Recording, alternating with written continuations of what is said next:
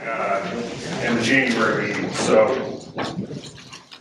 first, here's just kind of quick agenda for the day, what we're going to go through, looking at everything. Really the focus today is what do we want for our students? That's going to be really the next step.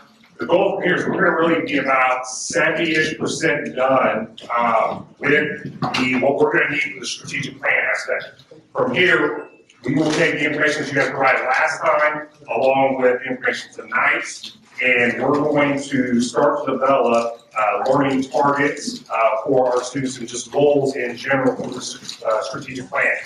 Again, with the strategic plan, it's not, I asked some of these questions before, is this a 1-year plan, a 5-year plan? It's not any of those. This is an ongoing plan that we want to come back on an annual basis and reevaluate. So we're going to continue to come back to this plan each and every year to look at the goals that we established and see where we're measuring up with that. And part of that, quite honestly, comes back to legislation. Every 2 years, even every year, mainly every 2 years from a budget standpoint, the state's always coming back and things happen with the state legislation that makes us as schools have to shift and change how we do things. A lot of that's financial, and the financials impact how we are going to educate our students. So the first thing I want to talk about, though, is just some of the success stories that we had listed last time. First was, and I'm not going to read through all these, but the one, Leffler Academy, the starting up of Leffler Academy from ground up, I thought that was a really cool one to know about, so you know a little bit about that program. It's great for our students. I actually had a call today from, Rachel and I both had a call today from some parents that kids were attending another district, neighboring district. They're interested in some of the programming that our high school is doing, and they want to be able to, kudos to them, they're doing planning for next year for the kids. They want to bring their kids to Mississinawa because they're aware of all the various programs that we offer, such as the partnership with Leffler Academy. Simple ones, number 4, Mississinawa has been so welcoming and awesome. I'm excited to dive in and be an Indian. Another great one, just a testament, somebody's coming in from the outside, speaking about how the community's treated them, how the corporation's treated them. Number 5, excited to move to Gas City and plant our lives here. So a lot of those are great. Last one, people here are amazing. And that truly speaks to me. I can relate to that. I've worked in 4 or 5 different districts. This is by far the best experience I've had. It's only been 6 months, but by far the best experience I've had. So who's the idiot that didn't call up all the place? So we'll go from there. So and continuing on with this. Another one I like is number 5. I graduated from Mississinawa and I've taught here for over 25 years. And that goes to a testament to just the culture within the school district. So great. So you have all these at your tables, so feel free to read them. Those are your take homes as well. Also on your table, we're doing a little different this time. The exit ticket is, okay, on there you just write what's one takeaway from tonight's meeting before you leave, and it's all going to be on one sheet. So what's one takeaway from tonight, and then what missing information do you need for the next meeting? We're going to address some of that here in a minute about stuff from last time's meeting that people wrote down that they thought was missing from. So, additional takeaways, that just goes through it, and I'm not going to read through them all. Missing information. So first of all, I talked about this a little bit. What's our end goal? End goal here is to have a plan as a district that we can reflect upon, we can go back to say, hey, are we doing what our strategic plan committee established last year or the year before, or whatever the case may be, and are we making decisions as administrators, as teachers, as a school board, as a school community, aligned with this plan? If we're not, why are we not doing that? And so it's really that clear sight, clear vision on targets, and really aiming for it. That doesn't mean we're going to hit every target. We're not, and that's okay. We won't hit every single goal that we set out there for, but it's continuing to strive to get better and better each and every time. And again, those goals will change. The goals that we have today will be different 3, 4, 5 years from now. That's okay. That's perfectly fine. We're going to shift our strategic plan every year. We'll jump down. How will this process be implemented at the corporation and building level? So again, taking that plan, for us, that plan is going to gear minor decisions and big decisions, how we are going to program for students. The ultimate goal with this plan is what's best for our students and our school community. So it's really that reference guide to be able to reference back. Does this decision that we're making align with what our plan says we're doing? Data in our district, that was an interesting one. And it's one that I toyed with because how much information is too much information. Sometimes there can be a lot of information overload, so not everybody wants that, but on your table, thank you to Jacob for providing this. This is our data book, and Leslie, feel free to jump in and share because you were instrumental in setting this up. Yeah, but for what I liked that I didn't. I'll give you full credit here.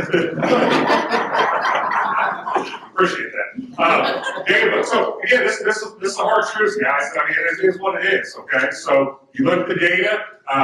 We strive to make everything better for our students, but we're not excluding students though either. We have the students that we have, and we're looking to get them to improve and get them to be on grade level in each and every way. So if you want to look at data, there's one of these on your tables if you want to dig into that. And this was 22-23 data. Where's Jacob at?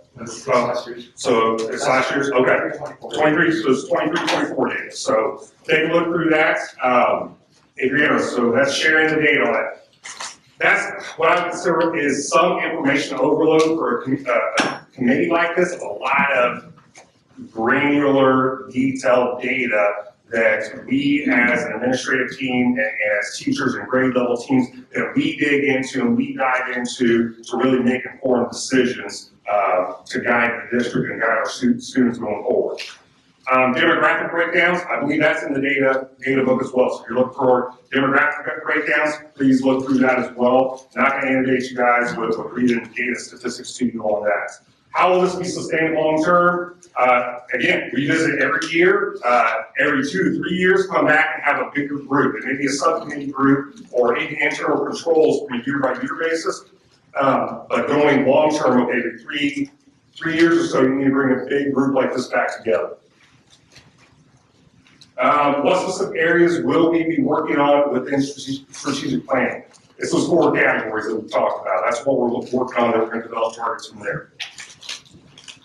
Success criteria for the strategic plan. It's evolving, but we are going to set targets for each goal that we set. Okay, that's going to be how we're going to measure this. How will it be funded? We have to fund it within the budgets that we have. Okay, within the budgets that we have, we're provided through the state and federal government, we have to fund any academic programming that we do. Now, there's some differences with in terms of facilities. That's a different conversation that we'll come to in meeting 3 or 4, talking about the funding of facilities. That's local, and we'll go through that in more detail as we identify what our targets are from this plan. That will steer what we want to do from a facility standpoint. What fiscal impact will this have? Again, that's going to go back to meeting 3 and 4. We'll have that information to you. We need the data from this to drive the facilities. I agree, we do need student input on this plan. And we did put this out to the community, and I encourage students to be involved in this, but also 6 o'clock at night, our students are involved. I'd rather our students be involved in their extracurricular stuff right now.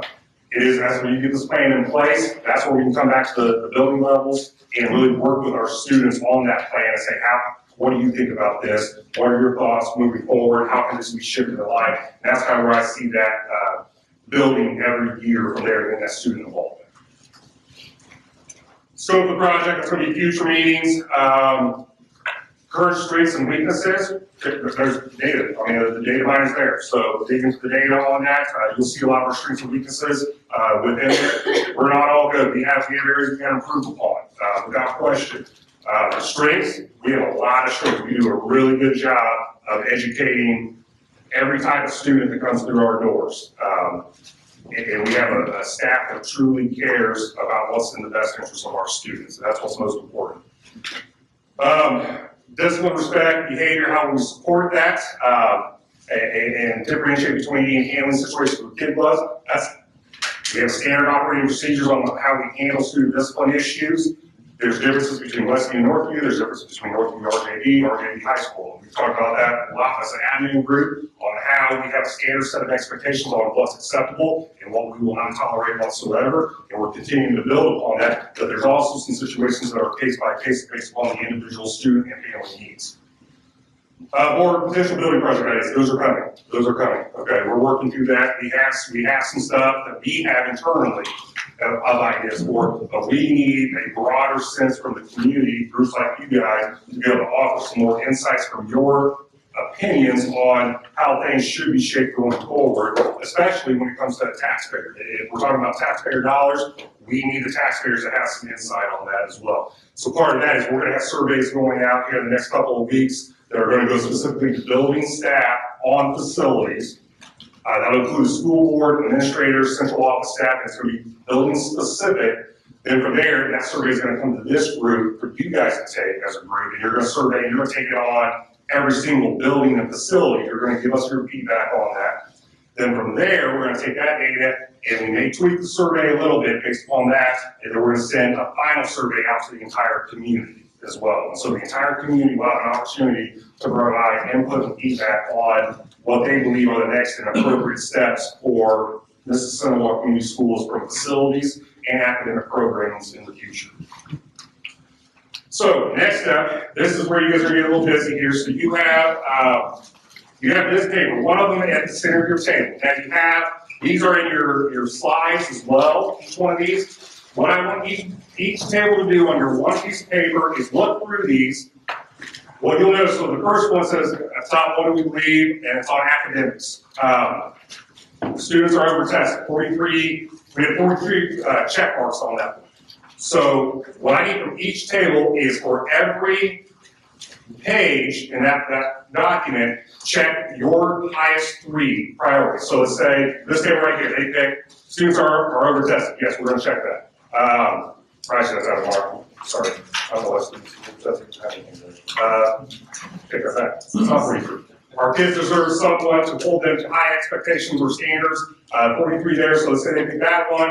They drop down. Our students need structure and discipline. They check that one. And then students want to be creative. They check that one. Just identify 3 statements from each page from your table you guys collectively agree upon. Take the next 5 to 10 minutes, go through it, and then we'll move on.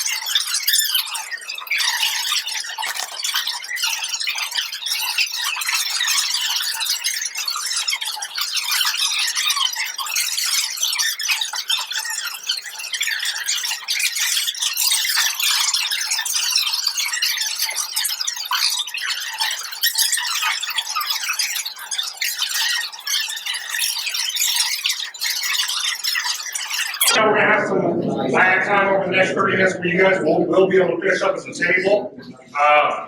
Real quick, when we're talking about data and the data miners there, I want to make sure that everybody understands that what we strive to do at Mississippi Community Schools is really looking at the holistic child. So the end goal for us is, hey, what are they doing when they leave us as seniors. And we can't control when students come to us. We can't control if they move to 4, 5, 6, 7 different school districts by the time they get to us in the 3rd, 4th, 5th grade. It's going to tell you that that kid's behind, no matter what. And it's our job to get them to where they need to be at the finish line. The finish line is graduation. And every building, every person along the way is instrumental in that process of getting them to where they need to be. So starting at Westview, I mean, if we get them as pre-K students, awesome. We're going to get them pre-K students, we're going to keep them all the way. I can guarantee if you give them as pre-K and we get them through 12th grade, and we have the entire time, those kids are going to be very, very, very successful. But even kids that come to us as 7th or 8th graders and have moved a lot, our goal is still to get those kids to the finish line as seniors and make them be as successful as possible. Whatever that means for them, it's different for every kid. And that's what we look at. So I want to show this up there. This is something we talked about with our new teacher academy right at the beginning of the year, before the school year even started. So, I mean, look at those numbers. 59 early college schools, we're one of those in the state of Indiana. One of 57 for the prestigious AP Tippin program. We're one of 33 schools that offer AP seminar and research, and in the Watches Academy, 13 students in cohort 1, okay, partnership with American Woodmark and Wyoming Metal. And really here, this is going back to the class of 2024, you can just look through those numbers. I'm not going to read through them all, but that's a lot of scholarship dollars. That's a lot of free college tuition for kids. I mean, that's phenomenal. And kudos to Rachel and her staff, but again, it goes back. Westview, Northview, RJB, all the people that are laying that foundation to get them there, very, very instrumental along the way.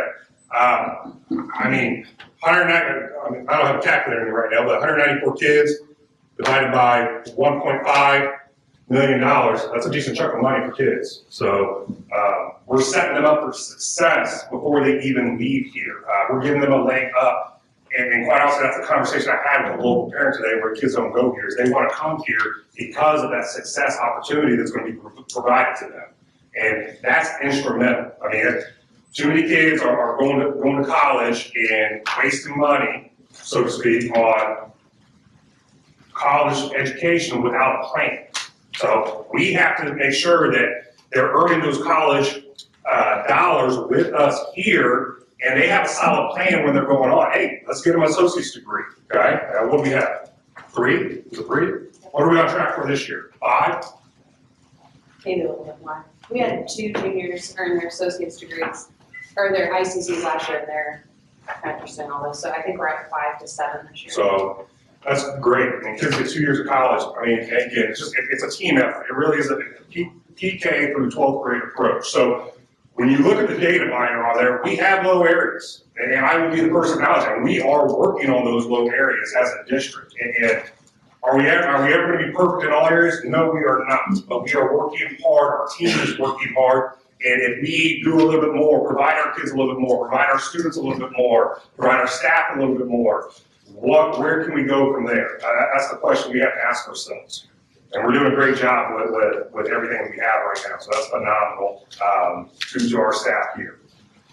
So next step, you guys continue to work on, but what we're going to do next is you have your four categories. I don't think I've slide this one. You have your 4 categories up here, and I have a poster here, here, and over there. So just like we did last time, this is your only one you're going to do this for, is what do you want for kids? Okay, so every person, just write down on one sticky note what you want for kids, okay? Just fill out one thing.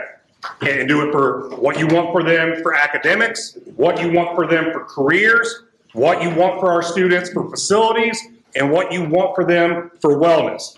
Just one note from every person, put it up there, you can go back to your tables, if you still need to work on that prior document, you guys keep plugging away on that.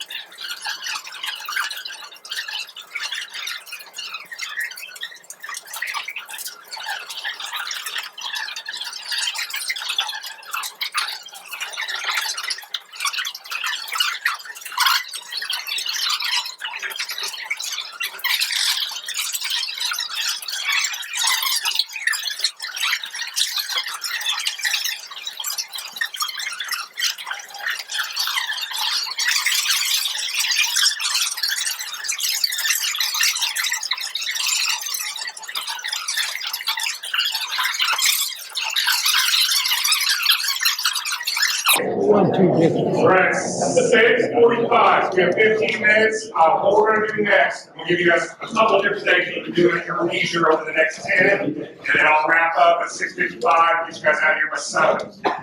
First, and you do this in any order. The carousel log that we did last time, go up, you get 3 check marks per category per person. So, Jared, if you wanna go up, you can read through, you go over here, there, put a check mark on one, or on 3 sticky notes for facilities, 3 for careers, 3 for wellness, so on and so forth, okay? So you get 3 to pick your top 3 favorite per category. So you can do that at your leisure over the next 10 minutes. Also at your desk or at your table, you have your exit ticket. So during that time, you can also fill out that exit ticket piece during that time. And if your group is still working on the check marks that we're working on earlier for the other document, you can work on that as well. You can finish that up over the next 10 minutes. And I'll wrap up at 6:55. Really for you guys, when we do wrap up, the PowerPoint packet, that's yours to take. I'll just need your exit ticket left at your table. I'll need the packet from last time's carousel walks for the leads and nodes. That'll be stayed. I'll pick those up at the end. So next 10 minutes is yours. Get more food if you want as well. So that, do your carousel walks and next ticket. That's it.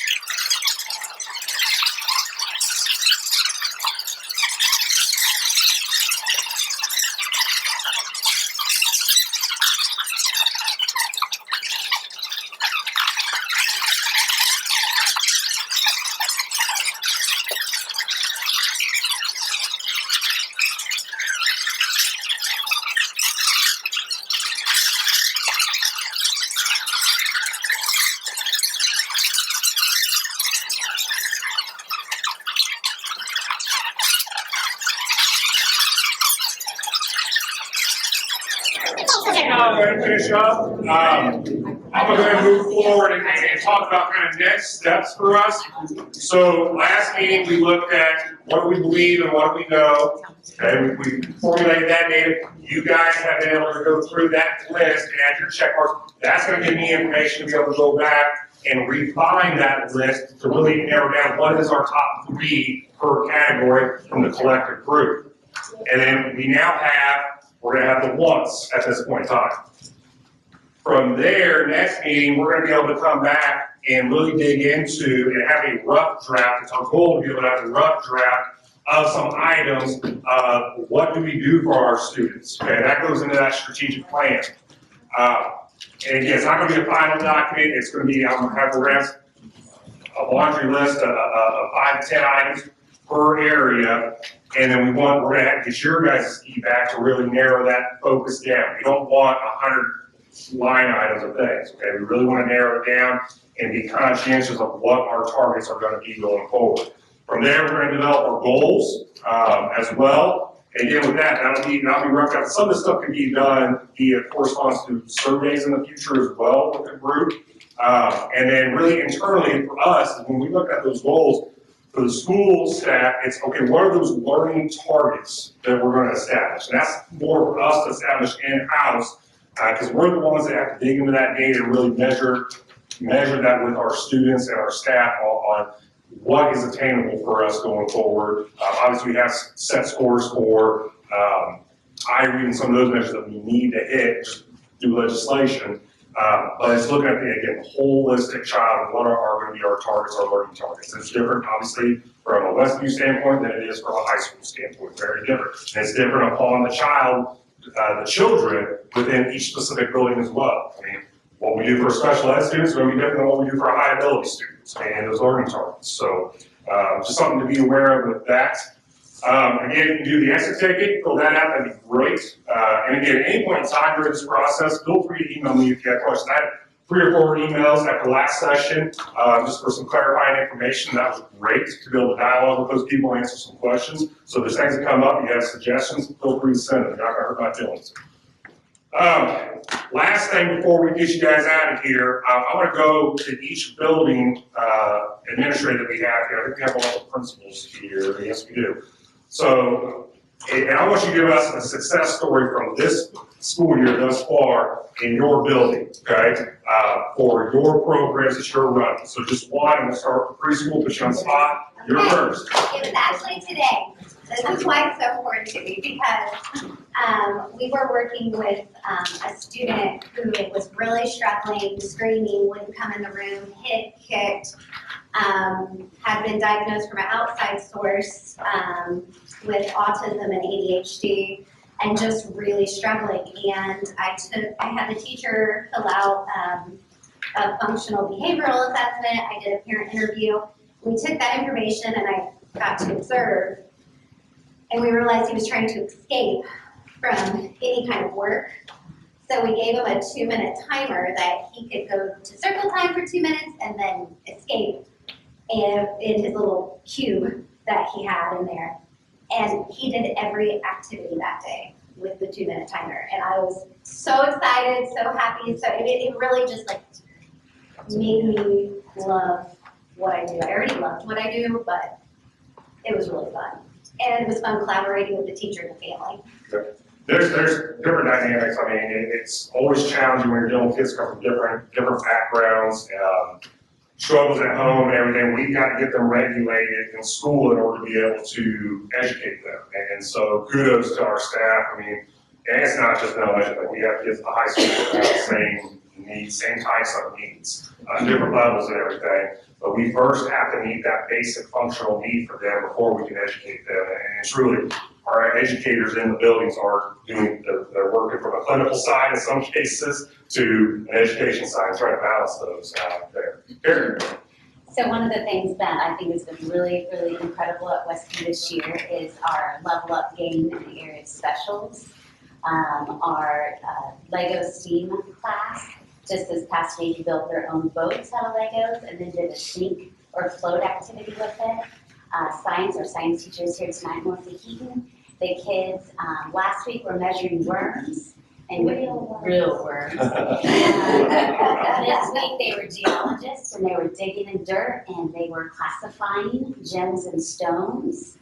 If you go into our PE class, Jenny Brooks they're doing activity, but what I love at the end, they do a calming activity. So then they're calmed down and ready to go back into the class. Library is now into stations, so they're doing activities with fine motor. And it's just really awesome to see that each of those teachers are also very active in PLC and trying to see how they can help our children get on grade level before they go to big school at Longview. That's awesome. That's awesome. Diana? Yeah, there are so many success stories, and I kind of like that you challenged us to think about one, because oftentimes they get lost in the shuffle, I think, of everyday busyness. One that comes to mind that just came about last week that I think really speaks to the caliber and the quality of our staff is we had a young lady move into us this year, a 4th grader, who had been at several different school districts. Custody changed multiple times for her, so she came to us with mom. Just recently, custody was moved over to dad. Dad does not live in our district. The teachers a few weeks ago came to me with a concern that perhaps she is bored in class and is potentially a high ability student and might benefit from our high ability programming. So I contacted Chris Shively about that concern. He came in, scheduled testing with the young lady right away. He came to share the testing results with me. Her COGAT scores were in the upper 90s across the board. It was so exciting to see that. And then I was able to make the call to that father to let him know what the teachers had shared and what we'd like to do and propose a change of replacement for second semester. And Dad was so complimentary of our staff that we would take the initiative to seek out an opportunity for his child. and then put things into place to make that happen. So that made me feel so proud of our teachers and our staff for bringing that to my attention so we could get her what she needed. It's great. Andy?